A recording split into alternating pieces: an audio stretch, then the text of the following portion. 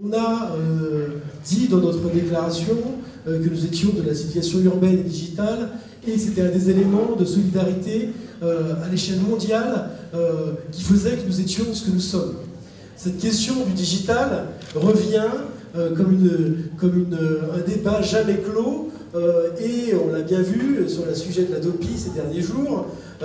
Nous sommes pour la proclamation d'un Digital Act à la française qui, évidemment, rénove de fond en comble et abolisse ce qui a été fait et rénove et recrée fondamentalement quelque chose de nouveau et qui concerne bien entendu les contenus des auteurs, mais le data government, la transparence de l'ensemble des données, mais également la circulation des œuvres, la rénovation du droit d'auteur qui peut être extrêmement conservateur et au profit justement des générations les plus anciennes.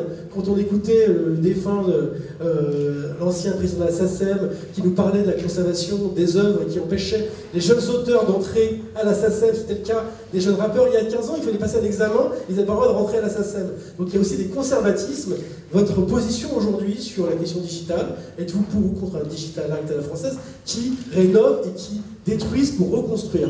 Aurélien Tricot, voilà, je vais commencer par Aurélien et je voudrais entendre Aurélien là-dessus. Alors, je ne savais pas que j'allais être obligé de vous dire ça ce soir, mais figurez-vous que ça, c'est ce qui se fait aussi avec les nouveaux candidats. C'est une question que je n'ai pas travaillée, donc je ne suis pas en mesure de vous répondre.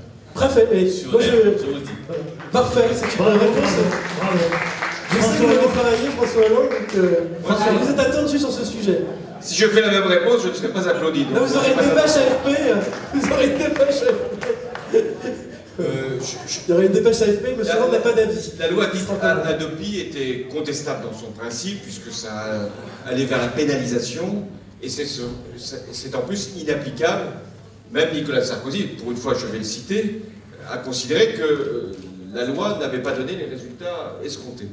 Donc il faut réviser l'ensemble, et sans doute faire une nouvelle loi digitale. Qu'est-ce qu'elle doit dire? Elle doit fixer deux principes. Le premier principe, c'est la liberté de l'accès aux œuvres. Et le second principe, c'est qu'il y a des droits sur les œuvres. Et donc, il faut trouver une contribution qui permette aux auteurs d'être rémunérés sans que ça puisse atteindre le droit pour les internautes d'aller vers les œuvres de leur choix. Et c'est cette rencontre entre ces deux principes, qui peuvent être contradictoires, qui rend le texte extrêmement difficile, sauf si on trouve justement une nouvelle ressource. Et parmi ces ressources, moi je suis pour une contribution sur les fournisseurs d'accès, ou des contributions des fournisseurs d'accès. Il n'y a pas de raison que ceux qui fournissent l'accès, qui d'ailleurs font de profits importants, finalement soient exonérés de cette solidarité entre les internautes et les auteurs. Mais juste pour un complément, parce que Aurélien, ayant passé son tour, ça laisse une minute pour creuser le sujet, parce qu'il y a des gens qui le connaissent et qui ont peut-être envie d'avoir des positions précises. On est bien d'accord que dans les jeunes générations, la consommation de mobilité, d'internet a explosé et ça pèse sur effectivement les factures des familles et des jeunes.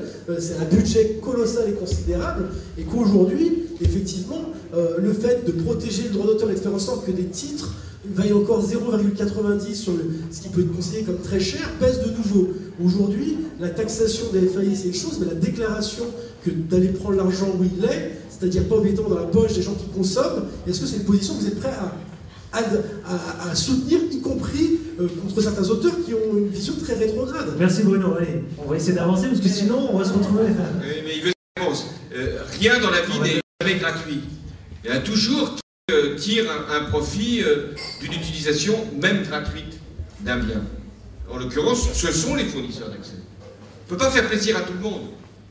Il y aura sans doute une répercussion des contributions qu'on va faire peser sur les fournisseurs d'accès, sur les usagers.